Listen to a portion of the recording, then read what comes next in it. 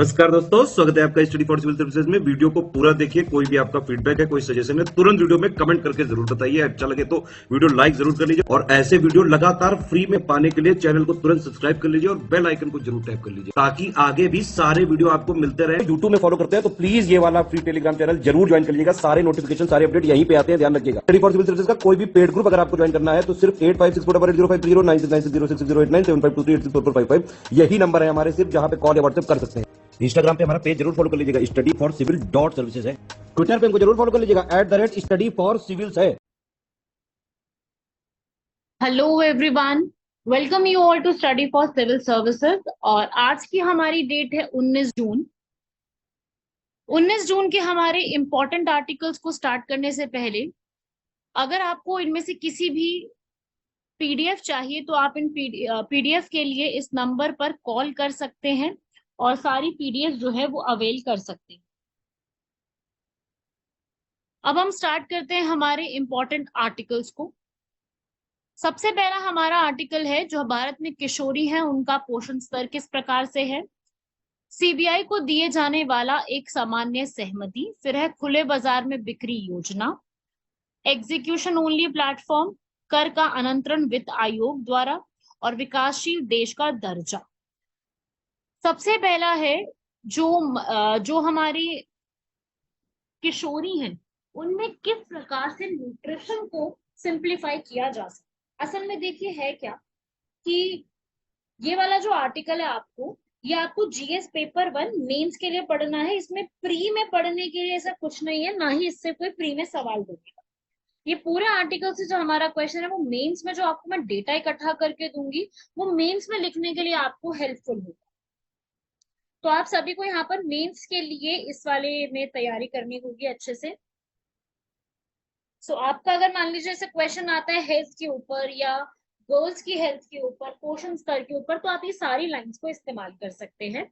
तो आप सबसे पहला अपना आंसर की शुरुआत में यही लिख सकते हैं जो यहाँ पे लिखा ही हुआ है कि भारत के भविष्य की पूरी क्षमता का उपयोग करने के लिए जो है देश में किशोरियों की स्वास्थ्य और पोषण को प्राथमिकता देनी सबसे जरूरी है। आप ये लाइन सबसे पहले लिख सकते हैं। आप बताएंगे कि किशोरावस्था किस प्रकार से होती है, फिर आप ये बताएंगे कि किशोरावस्था की जो एक हेल्थ होती है वो आगे चल के महिला के जीवन में कितनी ज्यादा योगदान देती, कितना बड़ा उनकी श्रम शक्ति में भागीदारी देती। जितना ज्यादा बेहतर पोषण होगा उतना आगे चल के जो महिला है उसका भरण पोषण और आगे की जो स्वास्थ्य है वो और ज्यादा अच्छा रह सकता। तो ये सब आप यहाँ पे बताओगे और फिर बताओगे यहाँ पर कि किशोरियों के पास जो है पोषण सुधारों में निवेश करके अपने देश की जनसंख्या लाभांश को जोड़ने का एक बहुत बड़ा अवसर मिलता है। और मासिक धर्म की शुरुआत होने से पहले किशोरियां विशेष रूप से कुपोषण और अनीमिया की चपेट में आ जाती है। और ये बात जो है नेशनल फैमिली हेल्थ सर्वे, राष्ट्रीय परिवार स्वास्थ्य सर्वेक्षण द्वारा भी बताया गया है कि 59.1% जो किशोरियां हैं वो यहाँ पर एनेमिक पाई गई हैं, जो अपने आप में चौंकाने वाली बात है, जो कि आधे से भी ज्यादा जनसंख्या है। और 41.9 ऐसी किशोरियां पाई गई हैं जिनमें वजन जो है वो कम की एक समस्या देखी गई है। तो इस प्रकार से ये वाला आपको एक पूरा याद रखना है कि ये एक पूरा जो किशोर हैं, किशोरियां हैं, उनके जीवन में कितना बड़ा नुकसान है। तो आप ये सारे फैक्ट्स को जो मैंने आपको 6 और 7 नंबर पे डेटा दिया है, ये डेटा आप न्यूट्रिशन का कोई भी सवाल आता है, हेल्थ के ऊपर कोई भी सवाल आता है, ये हर एक में यूज करने के लिए एलिजिबल है। हर एक एग्जाम के पेपर के लिए आप यूज कर सकते हो। और ये जीएस का पेपर 1 जो आपका हेल्थ के ऊपर टॉपिक रहता है उसमें पूछा जाएगा। अलग से इसका कोई हेडिंग नहीं है, बट ये हेल्थ वाले टॉपिक में अच्छा खासा पूछा जाता है।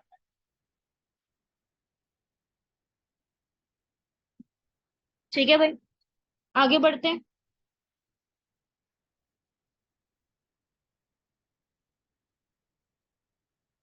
इसके कारण क्या हो सकते हैं। सबसे पहला कारण लिंग का भेदभाव करना। ठीक है, जो महिलाएं होती है उनको कम अमाउंट में यहाँ पर दिला या खाना खिलाना, और जबकि जो मेल होते हैं उनको थोड़ा ज्यादा इसके ऊपर फोकस करना, ये सबसे बड़ा है। फिर उसके बाद गरीबी, पॉवर्टी एक सबसे बड़ा यहाँ पर कारण होता है कि जो माता पिता है या परिवार जो है वो उस हिसाब से लड़कियों को खाना खिलाने के लिए सक्षम ही नहीं है। उसके अलावा हेल्थ केयर के लिए स्वास्थ्य सेवा की जो है उपलब्धता वो काफी सीमित होना, कम उम्र में लड़कियों की शादी कर देना, उनको जो है गर्भ धारण करने के लिए जो है वो जैसे देखो कम उम्र में शादी होगी तो गर्भ धारण भी जल्दी ही हो जाएगा। ऐसा मतलब होता है ना, क्योंकि उससे पहले ही लड़कियों का शरीर विकसित ही नहीं हो पाता है, उससे पहले ही वो माँ बन जाती है। तो उस प्रकार से जो कुपोषण का खतरा है वो बहुत ज्यादा बढ़ जाता है। तो ये भी एक बहुत बड़ी चीजें हैं। और अगर माँ कुपोषित होगी तो ऐसा बहुत बड़ा चांस है कि जो उसके बच्चे होंगे वो भी कुपोषित ही होंगे। तो माँ का स्वस्थ होना उतना ही जरूरी है बच्चों के लिए। उसके अलावा यहाँ पर सोसाइटी के भी कुछ यहाँ पे आते हैं, न्यूट्रिशन की नॉलेज यहाँ पे कम होना, ये सब भी फैक्ट्स हैं। उसके अलावा जो अगर कमी हो जाती तो उसकी वजह से कुपोषण सबसे बड़ी चीज है, प्रॉब्लम क्रिएट करती है। भारत जो है वो कुपोषित देश में गिना जाता है। हमारा जो ग्लोबल हंगर इंडेक्स है उसमें हमारी रैंक भी बहुत कुछ ज्यादा अच्छी तो है नहीं, 107 है आउट ऑफ 121, तो हम लोग उसमें भी बहुत अच्छा परफॉर्म तो कर नहीं रहे हैं। बीमार होने की दर में वृद्धि काफी ज्यादा होने लग जाती, क्योंकि अगर आपके शरीर में कमियां होंगी तो आपका इम्यून सिस्टम बहुत अच्छा तो काम करेगा नहीं, और उसकी वजह से आपको जो भी बीमारियां होंगी उससे लड़ने की क्षमता आपकी कम होती जाएगी, और आपको बीमारियां बहुत जल्दी लग जाएंगी। तो ये जो है ये भी एक कारण रहता है इसी का। उसके अलावा हेल्थ की प्रॉब्लम्स बहुत ज्यादा देखने को मिलती हैं, स्वास्थ्य की संबंधी जो प्रॉब्लम्स हैं, आर्थिक प्रभाव उससे पड़ने लगता है। लेकिन इन सब की रोकथाम के लिए सरकार द्वारा बहुत सारे नए नए कार्यक्रमों को चलाया गया। ये कार्यक्रमों की आप लिस्ट बना लीजिए। जो भी आप में से मेंस के लिए तैयारी कर रहा है या आगे मेंस के लिए तैयारी करना चाहता है, तो इन कार्यक्रम जो भी मैं आपको बता रही हूँ उनकी लिस्ट तैयार कर लीजिए। सबसे पहला किशोरियों से संबंधित योजना है। 11 से 14 वर्ष की जो आयु की किशोरी है उनके लिए यहाँ पर शिक्षित और स्वस्थ बनाने के लिए स्टार्ट किया गया है, ऐसी राष्ट्रीय किशोर स्वास्थ्य कार्यक्रम शुरू किया गया है। ठीक है। उसके अलावा एकीकृत बाल विकास सेवाओं को शुरू किया गया है, जिसमें गर्भवती महिलाएं, स्तनपान करने वाली माता, सबके लिए एक साथ बढ़ावा देने की बात की गई है। ऐसी राष्ट्रीय पोषण संबंधी अनीमिया फ्लोरिफेरस कार्यक्रम, जिसमें आयरन डेफिशिएंसी जो होगी उसमें आयरन वाली जितनी भी दवाइयां होंगी, सप्लीमेंट्स होंगे, फॉलिक एसिड से जुड़े हुए, वो सब जो है महिलाओं को, बच्चियों को प्रोवाइड किए जाएंगे, फ्री ऑफ कॉस्ट दिया जाएगा। ठीक है। तो इस टाइप से जो चीजें हैं उनको भी यहाँ पर प्रोवाइड किया जाता रहा है। उसके अलावा आगे के समय में वही है कि सरकार जो है अभी हाल फिलहाल में जो है एक नया कॉन्सेप्ट लाई है, फोर्टिफाइड फूड। याद है आप सभी को? फोर्टिफाइड फूड मैंने पहले भी बताया हुआ है। फोर्टिफाइड फूड का अर्थ होता है कि आप सभी को यहाँ पर जो है, जो भी हमारे में कमी चल रही है ना, जिन भी चीजों की, जिनमें माइक्रो न्यूट्रिएंट्स की, वो सब आपको जो भी अलग से खाने में ना ऐड करके दिए जाएगी, ताकि आपकी बैलेंस डाइट, जो भी हमारे आवश्यक पोषक तत्व होते हैं, हमारे असेंशियल जो न्यूट्रिएंट्स होते हैं, वो हमें मिलने शुरू हो जाए। प्लस स्कूल के कार्यक्रमों में भी ऐसी चीजों को ऐड करने की जरूरत है, न्यूट्रिशन जैसे टॉपिक को, ताकि हर बच्चे को, हर व्यक्ति को ये समझ में आए कि ये सारी चीजों का क्या फायदा है, ये सारी चीजें क्या होती हैं, कैसे इनका क्या हमें आगे का चीजें होती है। ठीक है भाई। तो इस प्रकार से ये चीजों को करने के लिए ये नई नई चीजें की गई है, और रूटीन ट्रेनिंग की गई है हेल्थ वर्कर्स की। तो ये सारे पॉइंट्स को इम्प्लीमेंट कराने के लिए किया गया है। और आज के समय में आप जानते ही हैं, मिड डे मील जो है उसका नाम चेंज करके पोषण अभियान कर दिया गया है। पोषण भी और पढ़ाई भी, जिसमें पढ़ाई के साथ साथ पोषक तत्व जो है वो भी आपको, जो आपका खाना मिलता है उसमें इंक्लूड करवा के दिए जाए। इस प्रकार से ये सारी चीजों को यहाँ पर जो है वो करवाने की सरकार द्वारा पूरी पूरी कोशिश की गई है। समझ रहे हैं सभी लोग? तो ये सब आपको फैक्ट जो है एकदम दिमाग में रखिएगा। ये सारे सवाल जो है आप लोगों से सीधा सीधा बन सकते हैं।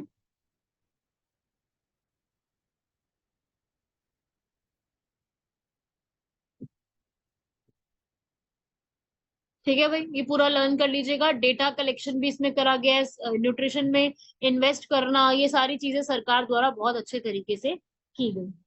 ठीक है भाई। तो आप ये इसको याद रखिएगा कि इस टाइप की चीजों को इम्प्रूव करना, ये सब चीजें लेकर के आना सरकार की पूरी पूरी ये कोशिश है। नेक्स्ट आर्टिकल है अपना सीबीआई के ऊपर। अब देखिए सीबीआई के ऊपर जो मैं डेटा बताने वाली हूँ, ये आपको पॉलिटी जो है जीएस पेपर 2 उसके लिए इंपॉर्टेंट रहेगा। ये प्री और मेंस दोनों के लिए इंपॉर्टेंट है। यूपीएससी ऐसा सवाल प्री में कर सकती है, और मेंस में इसके ऊपर जो है, मतलब एक छोटा सा सीबीआई के ऊपर भी अगर कभी कुछ आता है तो उसके लिए, वैसे ये प्रीलिम्स के लिए ज्यादा इंपॉर्टेंट है। तो प्रीलिम्स के लिए ज्यादा इंपॉर्टेंट है, इसलिए मैं प्रीलिम्स के रिस्पेक्ट में आपको बता रही हूँ कि भाई सीबीआई जो है, सीबीआई का जनरल कंसेंट, इसका क्या तात्पर्य है? देखो अभी पता है क्या हुआ है कि तमिलनाडु की सरकार ने ये बोला है कि सीबीआई का जो कंसेंट था ना, कि भाई आप हमारे हमारे जो पूरा तमिलनाडु का एरिया है वहां पे आके इन्वेस्टिगेट कर सकते हो, करप्शन देख सकते हो, हर चीज के बारे में जो जानकारी ले सकते हो, वो रोक दी गई। ठीक है। तो अभी होता क्या मतलब है, देखो सीबीआई जो है ये बहुत पुरानी बॉडी है, जिसको पावर कहाँ से मिलती है, एक्ट का नाम हमारे प्रीलिम्स के लिए इंपॉर्टेंट हो जाएगा, Delhi special police establishment act 1946 का। और इसके सेक्शन 6 में ये लिखा गया है कि कभी भी सीबीआई जो है किसी भी राज्य में एंटर करती है तो वहां के राज्य की सीमा में आके इन्वेस्टिगेशन करने के लिए उनको परमिशन लेनी पड़ती है राज्य सरकार। तो हुआ क्या है कि अभी जो ये परमिशन थी ना, ये तमिलनाडु सरकार ने वापस ले ली है। और ऐसा नहीं कि हर बार आपको परमिशन लेनी पड़ेगी, भाई आज आ रहे हैं तो परमिशन, कल आ रहे हैं फिर परमिशन, ऐसा नहीं है। आपने एक बार परमिशन ले ली तो बहुत सारे जो है आगे के केसेस के लिए आपको परमिशन ग्रांट ली। तो ये होती है जनरल कंसेंट, इसे कहते हैं हम परमिशन लेना। ठीक है। और ये केस टू केस डिपेंड करती है, ये किस तरीके से लेना है, केस के केस डिपेंड करती है। तो ये कंसेंट दिया जाता है, ये सेक्शन 6 में लिखा गया है सीबीआई के एक्ट के तहत। ठीक है। और यहाँ पर सीबीआई और एनआईए में डिफरेंस आता है। एनआईए जो है नेशनल इन्वेस्टिगेशन एजेंसी, राष्ट्रीय जांच एजेंसी, ये 2008 के अधिनियम द्वारा पूरा देखती है और इसका पूरा अधिकार क्षेत्र भी है। लेकिन सीबीआई की पोजीशन यहाँ पे थोड़ी सी अलग है। ठीक है। तो ये भी आप एक याद रखिएगा, स्टेट यहाँ पर ये परमिशन देती है। अभी क्या है कि भाई ये परमिशन वापस ले, तो अब ये न्यूज में चल रहा है कि सामान्य सहमति वापस ले ली गई है। इसका मतलब ये है कि जो सीबीआई है उसके पास राज्य सरकार की पूर्व अनुमति के बिना वहां पर एंटर करने की परमिशन नहीं है। आप कोई नए मामलों को दर्ज नहीं कर सकते। जो पुराना है ना, पुराने मामलों पे जो इन्वेस्टिगेशन चल रही है वो तो उसी प्रकार से रहने वाली है, उसमें कोई चेंज नहीं आएगा। लेकिन नए प्रकार के जो मामले हैं उनमें जहां पर चेंजेस नहीं आ सकते हैं, उनमें हम किसी भी प्रकार से कुछ भी चेंजेस नहीं करेंगे। ठीक है ना। तो इस प्रकार से ये चीज चल रही है। सीबीआई के बारे में याद रखिएगा, सीबीआई जो है अपने आप में एक इम्पॉर्टेंट बॉडी है। सीबीआई आप देख सकते हो पूरे भारत की सबसे बड़ी इन्वेस्टिगेशन एजेंसी है, जिसकी मिनिस्ट्री का नाम हमारे लिए जरूरी है। यहाँ लिखा हुआ है ministry of personal pension and public grievances. ये वही मिनिस्ट्री है दोस्तों जो कि आप लोगों ने पढ़ी है यूपीएससी में। यूपीएससी कौन सी मिनिस्ट्री में आती है, इसी मिनिस्ट्री में तो आती है। हम लोग यूपीएससी यूपीएससी तो बहुत कहते हैं, पर हमको ये नहीं पता कि वो कौन सी मिनिस्ट्री में आती है। तो ये पर्सनल मिनिस्ट्री का पार्ट है। और ये जो मिनिस्ट्री है इसी के अंडर हमारी सीबीआई, एसएससी का जो एग्जाम होता है स्टाफ सिलेक्शन कमीशन, वो भी इसी के अंडर आती है। और सीवीसी सेंट्रल विजिलेंस कमीशन, वो भी इसी के अंडर आती है। तो ये सारी मिनिस्ट्री जो है आपको इसी के अंडर देखने को मिलेंगी। ये आप लोगों से एक सवाल किया जा सकता है, तो इसको आप एक अलग से लिख लीजिएगा। ठीक है।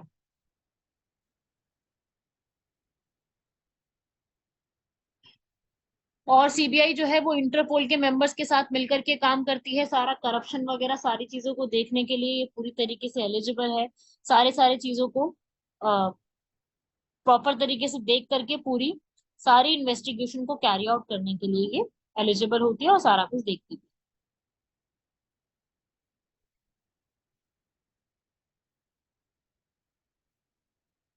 ठीक है भाई, तो इस सबको आप याद रखिए।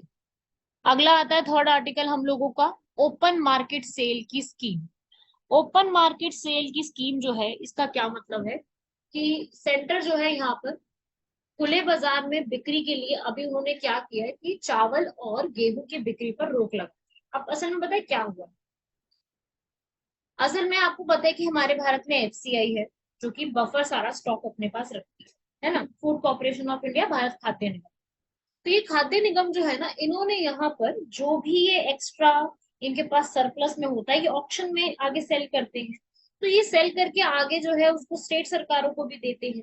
तो अब यहाँ पर स्टेट सरकार में गेहूं और जो राइस है उसकी बिक्री पर यहाँ पे रोक जो है वो लगा दी गई। यही चीज न्यूज में चल रही है। और जैसे जैसे कर्नाटक की सरकार है वो फ्री यहाँ पर दिया करती थी, और ये सारी चीजों के ऊपर रोक लगा दी। ठीक है। तो अब यहाँ पर जो स्टेट गवर्नमेंट के लिए ओपन हुआ करती थी जो कि व्हीट और राइस के लिए होती थी, वो अब रोक लगा। तो ये है पूरा आर्टिकल जो मैं आपको यहाँ पे समझाना चाह रही हूँ कि अभी ऐसा रोक लगा दिया गया है। ठीक है, इसका रीजन अभी क्लियर नहीं है, लेकिन ऐसा होता था।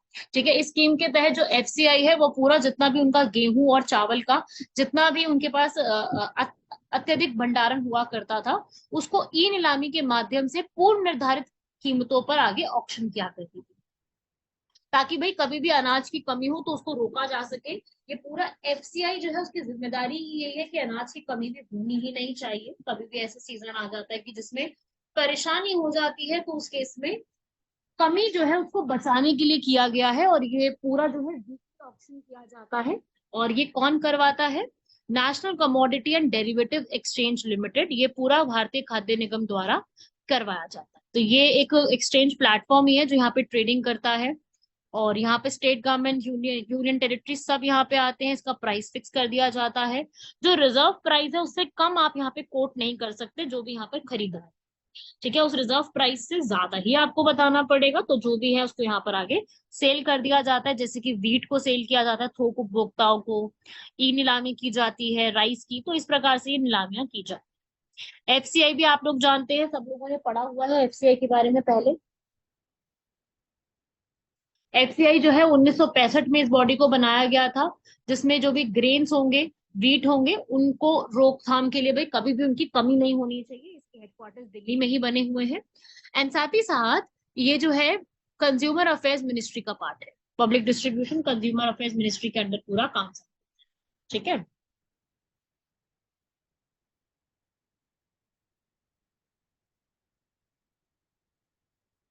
इनका फंक्शन आप यहाँ से रीड कर सकते हैं, लिखा हुआ है बिल्कुल सामने। इनका काम है, 3 बेसिक काम होते हैं सबको। यहाँ पर फार्मर्स को प्राइस दे डिस्ट्रीब्यूशन करना, पीडीएस राशन के थ्रू हर एक व्यक्ति को सब्सिडाइज रेट के ऊपर खाना उपलब्ध करवाना, और फूड ग्रेन्स को डिस्ट्रीब्यूट करना। कभी भी फूड के सिक्योरिटी क्राइसिस आ जाता है, स्कार्सिटी आ जाता है, उस समय पूरा फूड का डिस्ट्रीब्यूशन करना।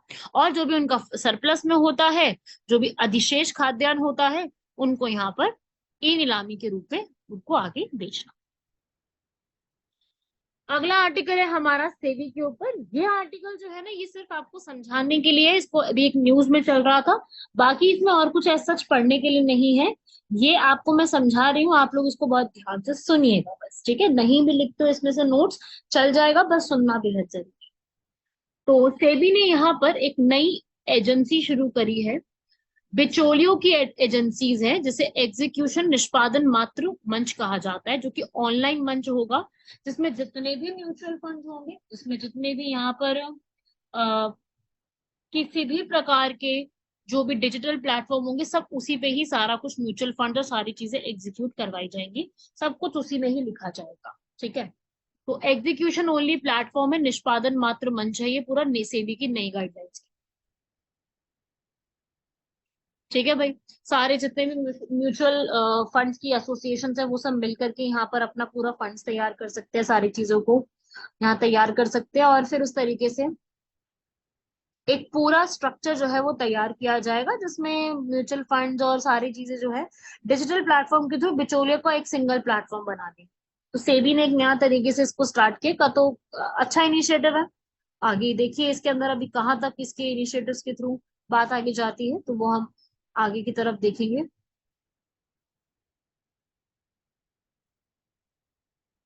तो एक छोटा सा एक प्लेटफॉर्म है, इसको याद रखिएगा।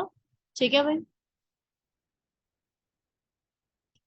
अगला आर्टिकल है हम लोगों का, ये काफी इंपॉर्टेंट है, अभी न्यूज में है, जो जो हमारी फाइनेंस कमीशन, आप सभी लोग जानते हैं फाइनेंस कमीशन के बारे में। फाइनेंस कमीशन हमारे कॉन्स्टिट्यूशन के आर्टिकल नंबर 280 में लिखी हुई है। इस फाइनेंस कमीशन में अभी जो इनका काम क्या होता है, इनका काम होता है टैक्सेस को, कर को डिस्ट्रीब्यूट करना, उनका हस्तांतरण करना, किस किस के बीच में?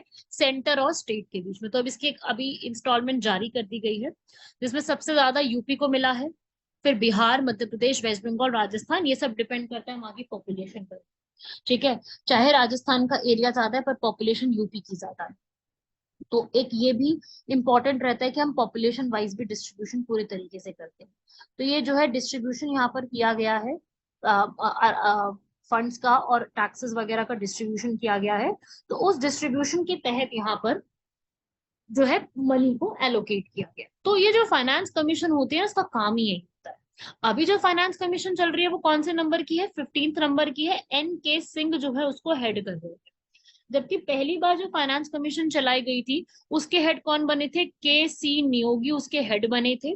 और ये जो फाइनेंस कमीशन है जो सबसे पहली बार बनाई गई थी, ये फाइनेंस कमीशन BR अम्बेडकर के कहने पर इसको बनाया गया था। तो ये काफी पुरानी है। ठीक है, तो ये सिस्टम काफी पुराना चलता है।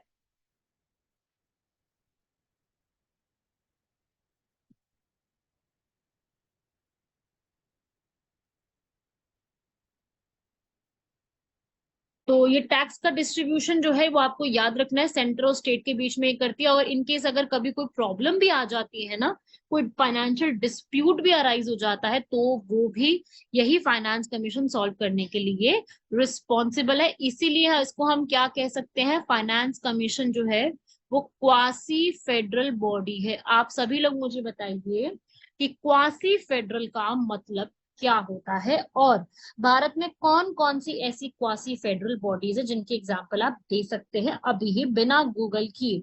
आप जो जो एग्जाम्पल यहाँ दे सकते हैं वो आप मुझे बताइए। बिल्कुल आपको यहाँ पर जो है इसको एक्सप्लेन करना है। ठीक है भाई, तो इस तरीके से एक बार जरा मुझे कंप्लीट करके बताइए, बाकी आगे बढ़ ही रहे हैं हम लोग।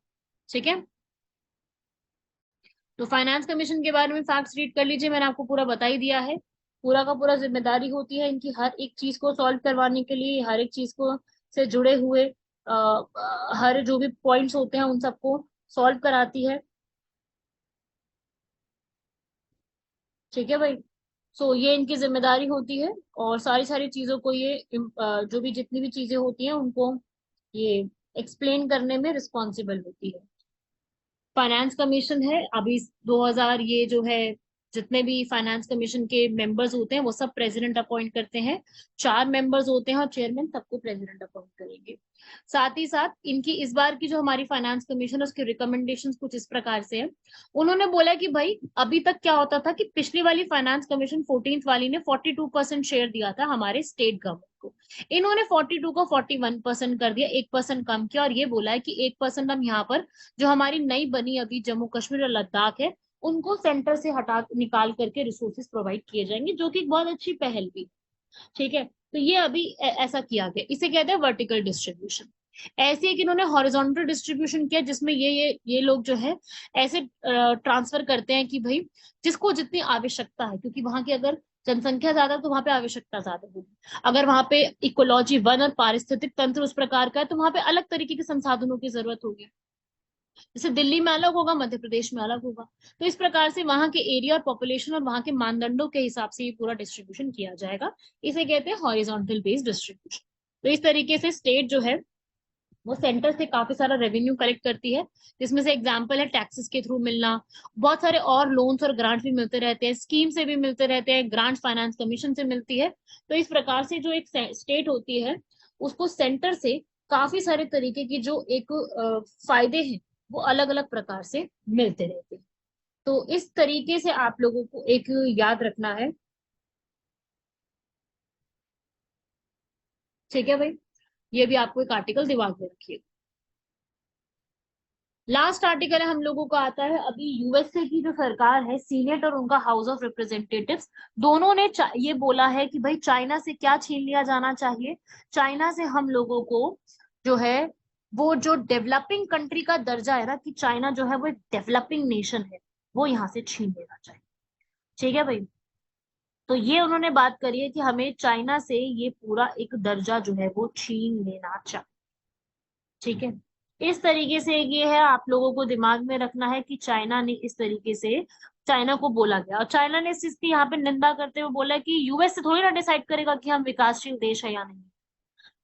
ठीक है भाई, क्योंकि अगर कोई यहाँ पे चाइना यूएसए का ऐसा कहना है कि चाइना जो है वो अभी डेवलपिंग नहीं है, चाइना की मिलिट्री, चाइना की इकोनॉमी और पावर को देखेंगे अगर आप, तो वो नहीं बचा है एक डेवलपिंग नेशन। ठीक है, और क्योंकि ना जो डेवलपिंग नेशन होता है ना उसको बहुत फायदे भी दिए जाते हैं। हालांकि हमारे पास कोई डेफिनेशन नहीं है कि कौन सा डेवलप्ड है कौन सा डेवलपिंग है, कोई डेफिनेशन नहीं है अपने पास, पर उसके लिए ये एक तरीका बताया गया कि भाई ऐसा होना चाहिए। क्योंकि जो डेवलपिंग नेशन होता है ना वो आपको एक उसमें ना बहुत ज्यादा हेल्प मिल जाती है, लोन में भी बहुत ज्यादा कम अमाउंट में आपको लोन मिल जाएगा। आपको बेनिफिट्स बहुत सारे और मिल जाएंगे। आप यहाँ रीड कर सकते हो आप पूरा। उनको जो है प्रेफरेंसेस थोड़ी ज्यादा मिल जाएगी, उनको किसी भी WTO के अग्रीमेंट को साइन करने में अच्छा खासा समय मिल जाएगा, प्रेफर्ड ट्रीटमेंट दिया जाएगा। तो इस तरीके की चीजें उनको काफी सारी दी जाती है। तो यही बात है यहाँ पर कि इसमें यही बोला है इन्होंने कि हमें क्या करना चाहिए ऐसा। तो उसके लिए यहाँ पर एक पूरा स्टेटमेंट यहाँ पर जो है वो दिया गया है। तो यूएसए का ऐसा कहना है कि भाई चाइना से ये स्टेटस हटाओ, और चाइना का ऐसा कहना है कि यूएसए कौन होता है ये बताने वाला कि हम हटाएंगे, यानी ये एक देश के ऊपर डिपेंड करता है, क्योंकि डेफिनेशन नहीं है तो ये देश के ऊपर डिपेंड करता है कि इसमें क्या होना चाहिए। ये देश की खुद की मर्जी पे डिपेंड करता है। समझ रहे हैं सब लोग इस बात को? तो इस प्रकार से ये पूरा का पूरा आर्टिकल न्यूज में था, जिसको आपको दिमाग में रखना है। ठीक है भाई। आज के लास्ट के हमारे क्वेश्चंस को हम लोग सॉल्व कर लेते हैं, जिसमें पहला क्वेश्चन है कन्या शिक्षा प्रवेश उत्सव। इसका मतलब क्या होता है? अभी भाई कन्या की शिक्षा में प्रवेश मतलब एनरोलमेंट को बढ़ाने के लिए किया गया। 11 से 14 वर्ष की उम्र की जो बच्चियां हैं उनके लिए दोनों स्टेटमेंट ठीक लिखी गई है। ये women ministry, child development, education और यूनिसेफ ने मिलकर के पूरा स्टार्ट किया है। आंसर इसका हो जाएगा, दोनों करेक्ट स्टेटमेंट है, सही लिखा हुआ है। लास्ट है हम लोगों का मेयो वोल्केनो या मायन वोल्केनो। ये मायन वोल्केनो जो है ना, ये इंडोनेशिया का नहीं है, ये फिलीपींस का है। हालांकि दोनों कंट्री पड़ती साउथ ईस्ट एशिया में ही है, लेकिन है तो अलग अलग कंट्रीज। तो ये इंडोनेशिया का मोस्ट एक्टिव नहीं है, ये फिलीपींस का है। इंडोनेशिया के जो मोस्ट एक्टिव है वो मैं आपको बता देती हूँ। एक है माउंट मेरापी, एक है माउंट सीनाबंग, और एक है माउंट मेरापी और सीनाबंग। आप इसमें याद रख सकते हैं, इंडोनेशिया के मोस्ट एक्टिव वोल्केनो। जबकि फिलीपींस का आप ये मेयोन वोल्केनो याद रखेंगे, which is the most active, and also it is situated in the centre of Mayon volcano national park in the island of Luzon. So if a question comes up कि where is the island of Luzon, the answer would be Philippines. ठीक है। ये और ये volcano इसलिए news में रहता है because it forms a perfect cone shape. ऐसी कोन शेप किसी वोल्केनो की बनती नहीं है जितनी इसकी बनी हुई है इस तरीके से। तो that's why it is in news, ये हमेशा न्यूज में रहता है। मरापी, सीनाबंग और ये जो है वो इंडोनेशिया के काफी न्यूज में रहते हैं। So this is all about the today's lecture, जिसमें प्री और मेंस दोनों के लिए इंपॉर्टेंट आर्टिकल्स को कवर किया हमने। प्री के लिए कुछ आर्टिकल्स मैंने आपको बताए, सीबीआई वाला वो अच्छे से पढ़ना है। और उसके अलावा जो है वो मेंस के लिए ज्यादा इंपॉर्टेंट है, यूपीपीसीएस एंड यूपीएससी दोनों मेंस के लिए। ठीक है। जो फर्स्ट आर्टिकल था न्यूट्रिशन वाला, वो तो बहुत ही ज्यादा इंपॉर्टेंट है। न्यूट्रिशन का कोई भी क्वेश्चन आता है डायरेक्टली आप उसको पूरा कर सकते हैं। ठीक है। तो इस टाइप से you have to cover up the questions. ये पूरा एक तरीका रहेगा, यहाँ तक का अपना कवर अप कीजिए। बाकी ये सारी चीजें आप लोगों से पूछी जा सकती हैं, इस पूरे को कवर करना। मिलते हैं आप लोगों से नेक्स्ट लेक्चर में। धन्यवाद, शुक्रिया, जय हिंद।